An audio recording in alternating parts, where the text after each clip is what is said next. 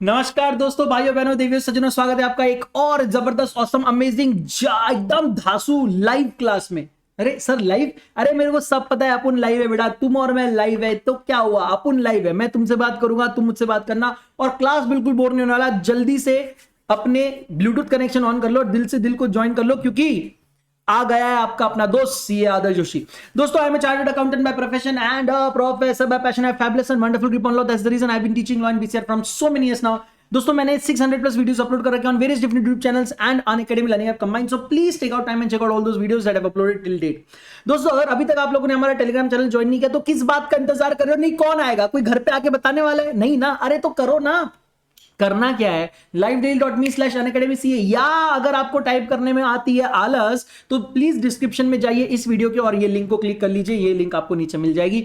दोस्तों, एक और बात मैं आपको बताना चाहता हूं, अगर अभी तक आप लोगों ने प्लस नहीं लिया तो बेटा किस बात का इंतजार कर रहे हो? जल्दी से प्लस सब्सक्राइब कर लो, जिसमें आपको लाइव क्लासेस मिलेगी, वीकली टेस्ट मिलेंगे, अनलिमिटेड एक्सेस मिलेगा to all the live classes taken by all the educators in your category in CA foundation category. अगर आप फाउंडेशन लेते हो, कॉम्बो लेते हो, तो foundation plus intermediate category for the your subscription period. Structured courses यहां पर मिलेंगे बहुत जबरदस्त तरीके से। आपको कुछ भी नहीं करना है, हम सारी प्लानिंग आपके लिए करेंगे। अगर आप पर्सनलाइज गाइडेंस चाहते हो, स्टडी प्लानर चाहते हो, स्टडी मटेरियल चाहते हो, एक्सपर्ट गाइडलाइंस चाहते हो, टेस्ट एनालिसिस चाहते हो, तो आप आइकॉनिक भी सब्सक्राइब कर सकते हो। दोस्तों, बहुत सारे awesome amazing classes regular basis पे आ रहे हैं, आप इसको एक बार जरूर चेकआउट करिए, मैं आपको बोलूंगा। इसके अलावा आप लोगों के लिए हम लोगों ने नवंबर 2021 के लिए एक लक्ष्य बैच शुरू किया, और लक्ष्य बैच के बारे में आप सभी लोग जानते हो। ये मतलब इतनी धांसू जबरदस्त बैच है कि 2100 से ज्यादा बच्चे यहां पर सब्सक्राइब्ड है, एनरोल्ड है, और वो बैच को देख रहे हैं। एक और बात दोस्तों, अगर आप प्लस अभी लेना चाहते हो तो आपके पास 3 मंथ, 6 मंथ, 12 मंथ, 24 मंथ, ये सारे ऑल्टरनेटिव्स अवेलेबल होते हैं। And you can also use the referral code C Adarsh to buy plus. Iconic में आपके पास 6 मंथ, 12 मंथ, 24 मंथ, ये 3 ऑल्टरनेटिव्स है, और यहां पर भी C Adarsh will give you maximum possible discount. तो चलिए दोस्तों, आई नो, बस आपको चेंज क्या लग रहा होगा कि सर लाइव नहीं है क्या? सर लाइव नहीं है क्या? अरे सर लाइव है रे। सर का ना इमेजिनेटिव पावर बहुत जबरदस्त है, तो सर लाइव है। तुम लोग अगर सोच रहे हो कि सर लाइव नहीं है तो ये गलत सोच है, और ये सोच अगर आप रखोगे तो सर ऑफकोर्स बोर होने वाला है। ठीक है, तो बोर नहीं होने के लिए क्या है, सर लाइव है। Great, okay, great. Now let's go, let's understand one thing कि हम लोग अभी पढ़ क्या रहे थे। हम लोगों ने, मैं थोड़ा जंप करवाऊंगा आप लोगों को। हाँ, कूदो बेटा। अरे जंप मतलब वही होता है ना। मैं आपको जंप करवाने वाला हूं, लीगल रूल्स पे। ठीक है, और एक बार मैं फटाफट रिवाइज करवा दूं कि हम लोगों ने देखा that consideration must move as per the desire of the promisor. हमने दुर्गा प्रसाद वर्सेस बलदेव का केस देखा, जिसमें कि हुआ क्या है कि यहां पर आपके मन लायक यहां पर काम हुआ नहीं है। करेक्ट। सो मिस्टर बलदेव जिस तरह चाहते, मिस्टर बलदेव ने प्रॉमिस किया था ना पेमेंट का, लेकिन मिस्टर बलदेव के मन लायक मार्केट बनानी, hence mister Baldev was not liable to pay. जैसे आपने किसी का गुड्स बचा लिए आग में से, लेकिन आपको उसने नहीं कहा था बचाने, तो आप अपने मर्जी से गए। Now he is not liable to pay you anything for that activity.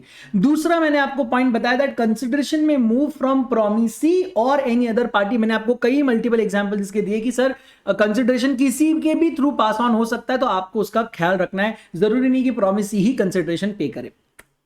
इसके लिए मैंने आपको एक बोला था कि आज मैं आपको एक केस लॉ बताने वाला हूं, तो are you guys ready for the case law? ये आपके बहुत बहुत ज्यादा जबरदस्त मन लायक केस लॉ बनेगा। एक बार जोर से आग लगा दो। नहीं, चैट, लाइव चैट में आग लगा दो। अरे टीचर नहीं है तो स्टूडेंट्स क्या कम आ गए क्या? मेरे स्टूडेंट्स क्या कम आ गए? नहीं, आग लगाओ। हाँ चलो, ये हुई ना बात। यस, ऐसा। हाँ, कुछ बच्चे बोल रहे, अरे सर तो नहीं देख रहे, क्या आग लगाने का? बेटा प्यार वही तो दिखता है। ये जो तुम्हारा प्यार है ना, ये जो क्लास का हमारा जो फैमिली वाला फीलिंग है ना, ये यही दिखता है कि सर नहीं देख रहे हैं इसलिए हम कुछ नहीं। आपको क्या पता, हो सकता है मैं छुप के देख रहा हूं। अरे मैं बहुत डेंजर हूं, है ना? तो जल्दी से अपना प्यार दिखाओ। ये हुई ना बात। बहुत अच्छे, बहुत जबरदस्त कमेंट आ रहे हैं, बहुत जबरदस्त। नहीं, मैं आपके कमेंट नहीं देख रहा हूं। अरे आप गलत फहमी में हो, मैं लाइव थोड़ी ना हूं। तुम लोग भूल जाते हो क्या कभी कभी मैं लाइव नहीं हूं? चलो, सब लोग आ गए ना? शिवम आया, निखिल आ गए, कदियम, उदीपन, दीपा आ गए ना सब लोग? समृद्धि, सौरभ, ईशु, श्रुति, रितेश, सभी लोग लाइव है कि नहीं? वंदना, हिमांशु, संजीत, अंजलि, दीपा, सब लाइव है? ओके। नहीं मतलब मैं चेक करते रहता हूं, मुझे कैसा है, मुझे चेक करना है, मेरा काम है भाई चेक करना। जयंत यू देर मेडिकल, क्या है ये मेडिकल्स, जे मेडिकल्स, योगिता, आंचल, मिस प्रांजल, वंदना। चलिए, आई होप कि आप सभी लोग लाइव है, तो मतलब अब आपको ऐसा फीलिंग आ रहा होगा कि सर लाइव है और मैं लाइव ही हूं, तुम जानते नहीं मेरे को। अब मैं आज आपके सामने एक नया केस लॉ रखने वाला हूं, आज का शॉर्ट क्लास रखने वाला हूं और बहुत जबरदस्त क्लास रखने वाला हूं, जरा ध्यान से देखना, ठीक है। एक बूढ़ी औरत थी, ठीक है, लेट अस नेम हर मिसेस एम। बड़ी बुढ़ापा आ चुका था इनका, ठीक है, और इनके पास बहुत सारी प्रॉपर्टी भी थी। सर बुढ़ापा भी आ गया है, प्रॉपर्टी भी बहुत ज्यादा है, क्या आपके विचार क्या है? तो भाई ऐसे बूढ़ी औरत है, अच्छी खासी प्रॉपर्टी भी है इनके पास और मजानी लाइफ चल रही है, मजानी लाइफ चल रही है। मतलब मैं आपको क्या बोलूं, कहां गया हमारा ये वाला जो आपके सामने एग्जाम्पल नंबर 6 है, मैं इसको थोड़ा सा आपको नाटकीय रूपांतर करके बता दूं। अब मिसेस एम ने क्या किया, इनकी अंतिम घड़ी, मैंने बताया ना एक पैर केले के छिलके पे और एक कब्र में है, तो अभी उन्होंने अपनी अंतिम घड़ी में अपनी प्रॉपर्टी अपनी डॉटर के नाम कर दी, लेकिन एक शर्त पर।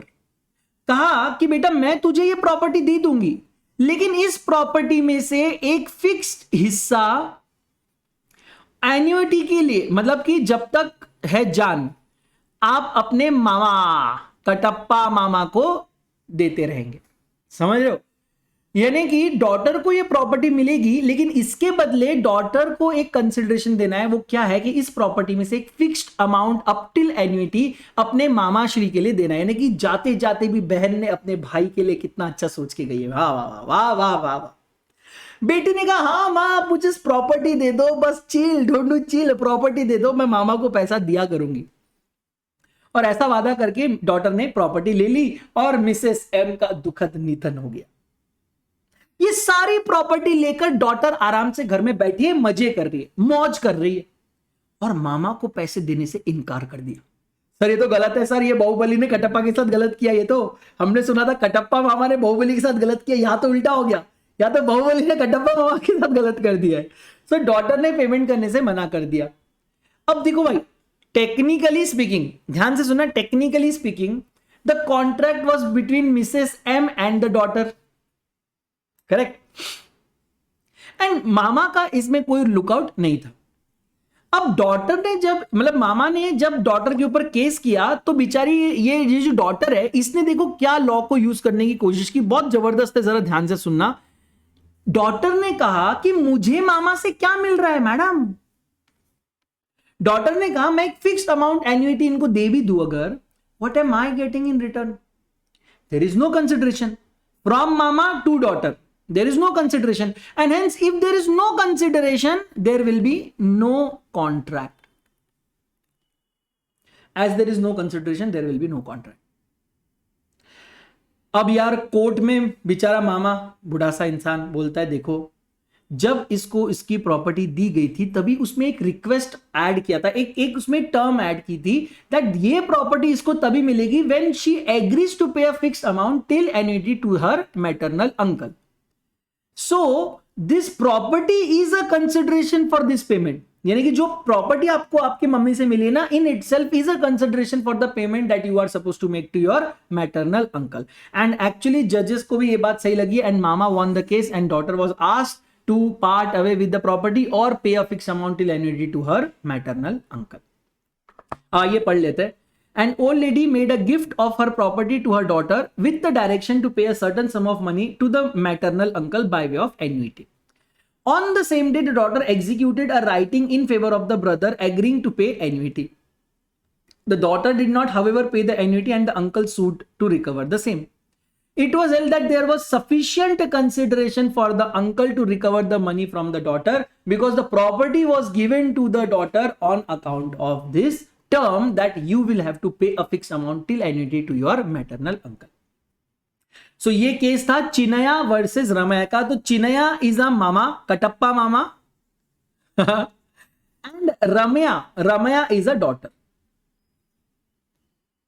ठीक है। सो रमया ने यहां पर पेमेंट करने से मना कर दिया था, तो अंकल बहुत गुस्सा हो गया, मतलब मामा बड़े गुस्सा हो गए। मामा ने सीधा का सीधा क्या कर दिया, केस ठोक दिया, ठीक है। तो अंकल ने केस ठोक दिया टू रिकवर दैट मनी। तो चिन्मया ने केस ठोक दिया बेटा रमया पे, and Chinmaya won the case because Ramayya को जब उनके मम्मी ने प्रॉपर्टी दी थी तो वो प्रॉपर्टी के साथ एक टर्म भी ऐड किया था that you will have to pay a fix amount as annuity to your maternal uncle जब तक है जान, hence it will be a valid contract. So consideration can move from promisee or any other party. अब यहां पर देखो ना, यहां पे कंसिडरेशन जो है मिस्टर चिन्मया ने कुछ नहीं दिया, मिस्टर चिन्मया की जेब से कुछ नहीं जा रहा है, लेकिन ये डॉटर की जो मम्मी थी वो कंसिडरेशन पे करके गई है. So a third party has made a consideration for this promise to pay the annuity. Is this clear? Actually Chinmaya की जेब से कुछ कंसिडरेशन गया नहीं है, लेकिन जब प्रॉपर्टी मिली ना रमया को तो वो इन इटसेल्फ एक कंसिडरेशन लेके ही मिली है कि आपको मैटरनल अंकल को पेमेंट करना है. So this is a case of Chinmaya versus Ramayya. मैं एक और बार बता रहा हूं फॉर दोस जो चैट में पूछ रहे होंगे कि सर एक और बार रिपीट कर दो. तो बेटा मैं आपको बताता हूं होता क्या है.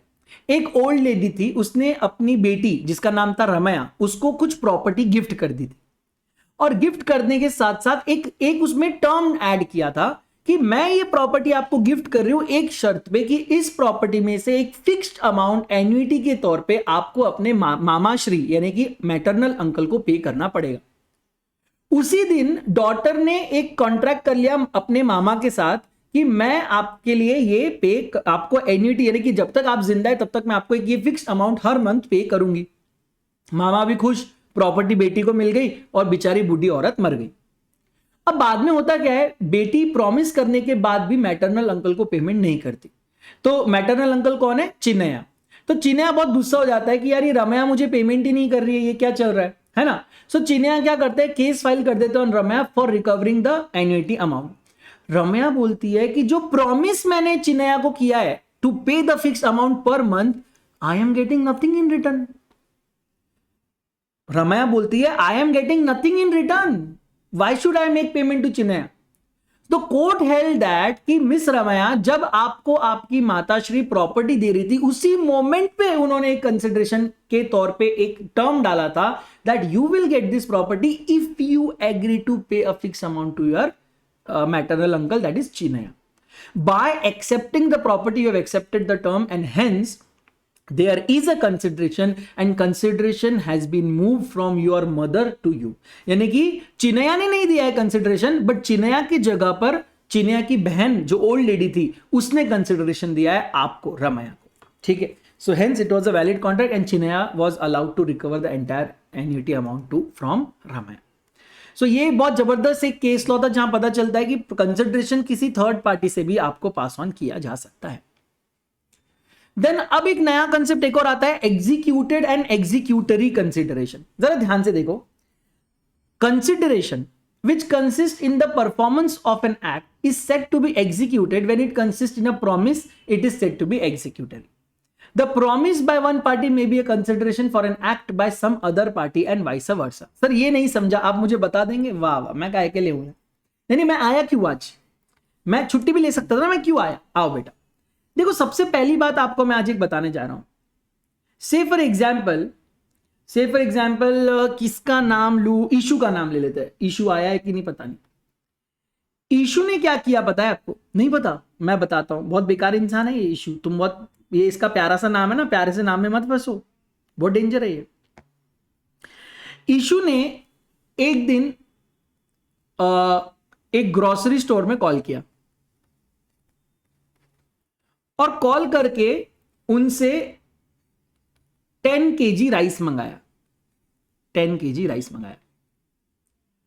ग्रोसरी स्टोर वाले ने कहा ठीक है सर, पहला पैसे दो जूते लो, पहले आप मुझे गूगल पे कर दो 10 किलो राइस का पैसा, मैं आज शाम तक ये आपके घर में डिलीवर करवा दूंगा. ईशू ने कहा यार ये तो अपने मोहल्ले का एकदम फेमस ग्रोसरी स्टोर वाला है, कोई टेंशन नहीं है. तो ईशू ने यहां पर इसको पेमेंट कर दिया. लेकिन अभी ग्रोसरी स्टोर से अभी तक डिलीवरी हुई नहीं है, डिलीवरी का प्रॉमिस हुआ है. ठीक है, डिलीवरी का प्रॉमिस हुआ है. तो मेरा सवाल आपसे यह है कि क्या कंसिडरेशन एग्जीक्यूट हो चुकी है जिसको बोला जाता है एग्जीक्यूटेड, या एग्जीक्यूट होना बाकी है जिसको बोला जाता है एग्जीक्यूटरी? अब आप बोलेंगे सर ये कैसे बोले, क्योंकि इशू की तरफ से तो उसने अपना पेमेंट कर दिया, उसने अपना काम कर दिया. लेकिन वही अगर मैं ग्रोसरी स्टोर के ओनर की बात करूं तो उसने अभी तक अपना काम नहीं किया है, उसने अभी तक राइस डिलीवर नहीं किया है। तो सर मैं इसको कैसे एग्जीक्यूटेड बोल दूं जब अभी राइस आया नहीं, और मैं कैसे एग्जीक्यूटरी बोलूं जब मेरा पेमेंट हो चुका है? तो सर इस कंफ्यूजन को सॉल्व करने के लिए मैं आपको एक बात बताता हूं, that there are two promises and both the promises are consideration for one another. So अगर आप प्रॉमिस देखेंगे जो इशू ने किया था, देखो ध्यान से देखो, एक प्रॉमिस इशू ने किया था, मैं आपको पेमेंट कर दूंगा, किसको? ग्रोसरी स्टोर के ओनर को। This promise has been fulfilled, यानी कि can I call it an executed consideration? Because जो पेमेंट करने का मैंने वादा किया था मैं तो कर चुका हूं, मिस्टर इशू तो पेमेंट कर चुके, so for Ishu the consideration has been executed by him. And as far as grocery store का जो बात है कि I will deliver 10 kg of rice at your home, it is not yet fulfilled, it is not yet fulfilled. That clearly means that it is executory in nature. आया कि नहीं मजा? समझ में आया कि नहीं? It is executory in nature. So अब आपको समझ में आएगा कि कंसिडरेशन कैसे पढ़ा जाता है। सो अगर आपके एंड से a consideration which consist performance, अगर परफॉर्मेंस हो गया है तो आपके लिए ये एग्जीक्यूटेड हो गया। लेकिन अगर आपके एंड से अभी तक सिर्फ एक प्रॉमिस ही गया है, तो ये प्रॉमिस ही गया है ना बेटा, तो ये एग्जीक्यूटरी रहेगा इन नेचर, एग्जीक्यूटेड नहीं होगा। So the promise by one party may be consideration for an act of some other party and vice versa as well. So executed consideration तब मानेंगे जब आपने जो प्रॉमिस किया था आपने पूरा कर लिया। एग्जीक्यूटरी कंसिडरेशन तब मानेंगे जब आपने जो प्रॉमिस किया था वो अभी तक पूरा नहीं किया गया है। Clear? Is this clear? Executed माने आपने कंसिडरेशन पे कर दिया, एग्जीक्यूटरी माने अभी तक कंसिडरेशन पे नहीं हुआ। अब ये दोनों एक ही कॉन्ट्रैक्ट में दोनों भी हो सकते हैं, एग्जीक्यूटेड एग्जीक्यूटरी दोनों भी हो सकते हैं कि भाई मैंने मेरा काम कर लिया, उसने अपना काम नहीं किया, तो मेरे लिए एग्जीक्यूटेड, उसके लिए एग्जीक्यूटेड। दोनों ने काम कर लिया तो दोनों के लिए एग्जीक्यूटेड। दोनों ने काम नहीं किया है, दोनों ने एक दूसरे को सिर्फ प्रॉमिस देके बैठे हैं, तो दोनों के लिए executory. For example mister A ने बोला कि मुझे कैश ऑन डिलीवरी पे राइस डिलीवर कर दो, और इसने बोला है कि मैं अगले हफ्ते तक राइस डिलीवर कर देता हूं। तो ना ही अभी कैश डिलीवर हुई है, ना ही अभी राइस डिलीवर हुआ है, दोनों एक दूसरे को सिर्फ प्रॉमिस करके बैठे हैं। Hence both of them, for both of them the consideration will be executory in nature. Now let us again take one more example. A pays 5,000 rupees to B and B promises to deliver him a certain quantity of wheat within a month. A ने B को 5,000 रुपए दे दिए और B ने एक promise दिया है। मुझे बताइए किसके लिए कंसिडरेशन, कौन सा कंसिडरेशन कंप्लीटेड है, एग्जीक्यूटेड, और कौन सा कंसिडरेशन एग्जीक्यूटरी है? सर ये 5,000 रुपीज जो पेमेंट करना था ये एग्जीक्यूटेड कंसिडरेशन है, और ये जो वीट डिलीवर करना था ये एग्जीक्यूटरी कंसिडरेशन है। So in the case of A, where in this case A makes the payment of the amount whereas B merely makes a promise, therefore the consideration paid by A is executory whereas the consideration promised by B is executory in nature. मैं आपको types of contract के वक्त executed executory पढ़ा चुका हूं, तो आपको पता है एग्जीक्यूटेड का मतलब होता है कि आपने आपका काम कर लिया, एग्जीक्यूटरी का मतलब होता है कि किसी ने अभी काम नहीं किया है। सो इन दिस केस ए को पेमेंट करना था, ए ने पेमेंट कर दिया, बी को वीट डिलीवर करना था, अभी तक वीट डिलीवर नहीं हुआ है, केवल एक प्रॉमिस हुआ है। हेंस ए का कंसिडरेशन एग्जीक्यूटेड, बी का कंसिडरेशन एग्जीक्यूटरी इन नेचर। समझ में आ रहा है बेटा? समझ में आ रहा है कि नहीं बेटू लोग? यस, ओके, समझ में आ रहा है ना? नहीं, समझ में आता रहना चाहिए। तस्मिया, देवांश बताओ यार समझ में आ रहा है? वंदना, आंचल, योगिता, चलिए, शिवम बताओ, मयूरेश बताओ। Very good, great. Now let's go to the next point. Consideration may be past, present, or future. Now this is something that I've already, explained this part to you. The word has done or abstained from doing are a recognition of a doctrine of past consideration. In order to support a promise, a past consideration must move by a previous request. It is a general principle that consideration is given and accepted in exchange of the promise. And the consideration, if past, may be the motive but cannot be the real consideration of subsequent promise. But in the event of the service being rendered in the past at the request of the desire of the promisor, the subsequent promise is regarded as an admission that the past consideration was not gratuitous and hence the payment was required. Now say for example, let us take an example. मैंने काफी किया है but फिर भी आपके यहाँ पर आपके आस पड़ोस में आपके बहुत पहचान के लोग रहते हैं. आपके यहाँ पर एक मैरिज का फंक्शन था, ठीक है. आपका पड़ोसी बहुत अच्छे कुक है, बहुत फेमस कुक है, तो उन्होंने आपके मैरिज फंक्शन में आके, आपने बोला कि सर आप खाना बना दो, उन्होंने आपके मैरिज फंक्शन में आके सारे लोगों के लिए खाना बनाया. मुझे बताइए क्या ये काम फ्री ऑफ कॉस्ट किया होगा उन्होंने? नहीं. Very good. Free of cost तो नहीं किया ना. आपके पड़ोसी है तो क्या हुआ, लेकिन आपने उनसे रिक्वेस्ट किया, उन्होंने कुछ नहीं कहा, आए और आपके यहां खाना बनाने लग गए.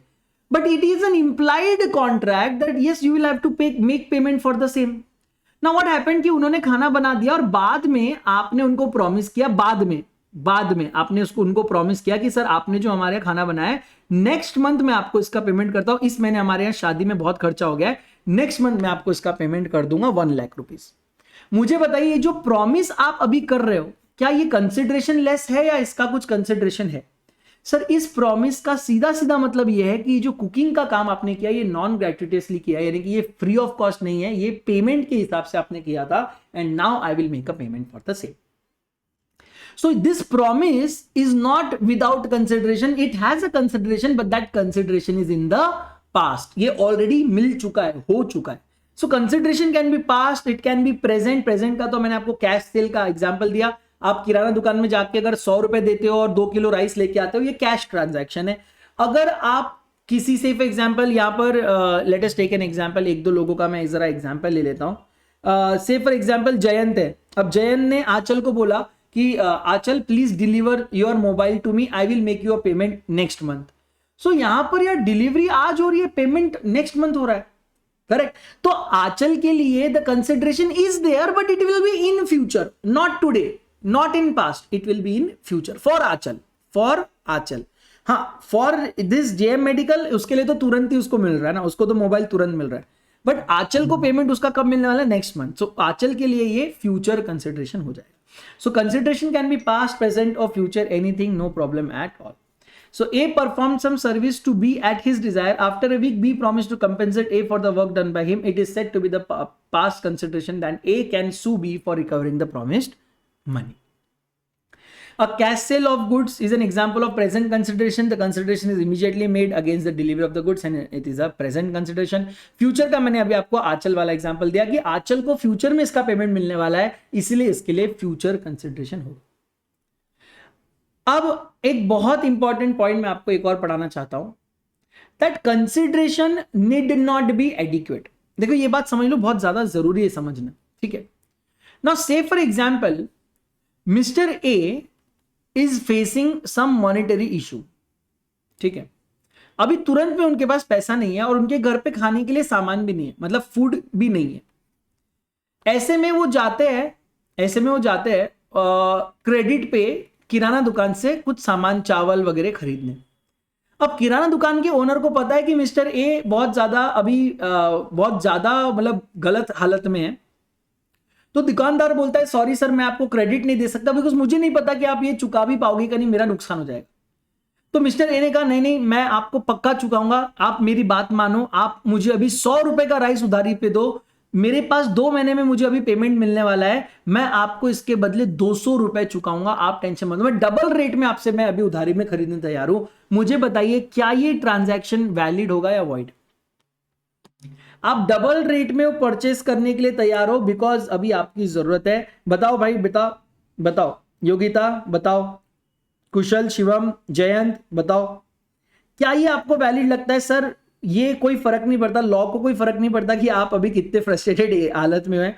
लॉ सीधा सीधा ये बोलता है कि sir consideration has to be there, nowhere it is said that it has to be adequate. For example मैं मार्केट में जाता हूं, तो ये वैलिड है, इसका आंसर वैलिड है, it is a valid contract. मैं मार्केट में जाता हूं, मैं उनको पूछता हूं भैया मुझे पोटैटो मतलब मुझे आलू खरीदने क्या रुपए किलो है? वो मेरे को बोलता है 30 रुपीज केजी. ठीक है, मैं 30 रुपीज में 1 किलो आलू खरीद लेता हूं. मैं निकलते ही एक आंटी जाते हैं दुकान पे और बोलते हैं आलू कितने का है, दुकानदार बोलता है 30 रुपीज, आंटी बोलते हैं भाग यहां से, मैं 20 रुपए पर केजी दूंगी, इससे ऊपर नहीं, देना है तो दे, और दुकानदार 20 रुपए में उसको दे देता है। मुझे बताइए क्या मैं दुकानदार के ऊपर चीटिंग का केस कर सकता हूं? बिकॉज उसने सेम प्रोडक्ट सेम टाइम पे 10 रुपए सस्ता बेचा है दूसरे कस्टमर को और मुझे 10 रुपए ज्यादा भेजा है। बताओ बेटा, प्रियंका, रोहित, निमिषा, बताओ, मेरविन, मयूरी, ऋषभ, आफ्ताब, हबीबा, बताओ, शिवानी, संजीत, अनिरुद्ध, तनिषा, बताओ बेटा, क्या है ये सही है? दीपिका, उदीपन, बोलो बोलो। सर नहीं है, बिकॉज ये नेगोशिएशन पावर पे डिपेंड करता है। सर आप नेगोशिएट नहीं कर पाए, दूसरा नेगोशिएट कर पाए। सो ऐसा कहीं लिखा नहीं है that consideration has to be adequate and perfect and of equal value. यानी कि सर अगर आपका कहना ऐसा है कि अगर मैं अपनी 1 लाख की चीज, अगर किसी को, मेरे को पैसे की बहुत अर्जेंट जरूरत है और अगर मैं उसको 20,000 में किसी को बेच रहा हूं, तो क्या ये भी वैलिड कॉन्ट्रैक्ट बनता है? As per law yes, it is a valid contract. Law नहीं देखेगा कि आपने 1 लाख की चीज 20,000 में बेची, लॉ देखेगा कि क्या आपने वो फ्री में बेचा या उसके बदले आपने कुछ पैसे लिए। अगर आपने पैसे लिए, it is a valid contract. अगर आपने पैसे नहीं लिए, then it is not a valid contract because you are not getting anything in return. So consideration need not be of any particular value. It need not be approximately of the equal value with the promise for which it is exchanged, but it must be something which the law would regard as having some value. Something in return need not be equal to something that is given. It can be considered a bad bargain of the party. तो ऐसा जरूरी नहीं है कि जितना आप दे रहे हो उतने ही वैल्यू का आपको कुछ मिले, आपको कुछ कम या कुछ ज्यादा वैल्यू का भी मिल सकता है। It will depend entirely upon your bargaining skill. लेकिन at the same time of course ये भी बात आपको ध्यान में रखना है दैट कंसिडरेशन इल्यूजनरी नहीं रहनी चाहिए। इल्यूजरी का मैंने आपको बताया ऑलरेडी। इल्यूजरी का मतलब होता है, इल्यूजरी मतलब मन वाले से आशीर्वाद दे दूंगा, प्रेयर कर लूंगा आपके लिए, ब्लेसिंग दे दूंगा, है ना। ये सारी इल्यूजनरी जो कंसिडरेशन है, इसको लॉ मान्यता नहीं देता। Now it may be noted in the context that explanation 2 of section 25 states that the agreement to which the consent of the promisor is freely given is not void merely because the consideration is inadequate. यहां पर बोला जा रहा है कि अगर आपका consent free है, अगर आपका कंसेंट फ्री है, ना उस पर कोएर्शन हुआ है, ना अंडू इन्फ्लुएंस हुआ है, ना फ्रॉड हुआ है, ना मिसरिप्रेजेंटेशन हुआ है, so just because you are selling something cheap that does not mean there is a cheating. एक बात समझ लो, ऐसा नहीं है जैसे मैंने 1 लाख की प्रॉपर्टी अगर मैं 80,000 में बेच रहा हूं, जरूरी नहीं है कि वहां चीटिंग हो सकता है मेरी जरूरत है इसलिए मैं सस्ते में बेच रहा हूं, ठीक है। So just because I am selling something of more value in less price, that does not mean that there is a cheating, but as an exception, if it is shockingly less then the other party and the other party alleges that his consent was not free, or then this inadequate consideration can be taken as an evidence in support of this allegation. मैं आपको explain करके बताता हूं, आपको logical है, एकदम logical है। Mister से फॉर एग्जांपल मैं बात करता हूं दीपिका की, सॉरी, दीपिका ने अपनी 10 लाख की एक कार शिवम को बेची फॉर 10,000 रुपीज। पहली बात, ये शॉकिंगली लेस है। 10 लाख को बिकने वाली, ये 10 लाख मैं उसका मार्केट प्राइस बोल रहा हूं, मतलब ये आज के डेट में मार्केट में बिकने वाला प्राइस है, खरीदने वाला प्राइस नहीं है। आज अगर दीपिका जनरल मार्केट में जाके कार बेचती है तो 10 लाख रुपए कमा सकती है उससे। इतने वैल्यू वाली कार उसने कितने में बेच दी? 10,000 में बेच दी।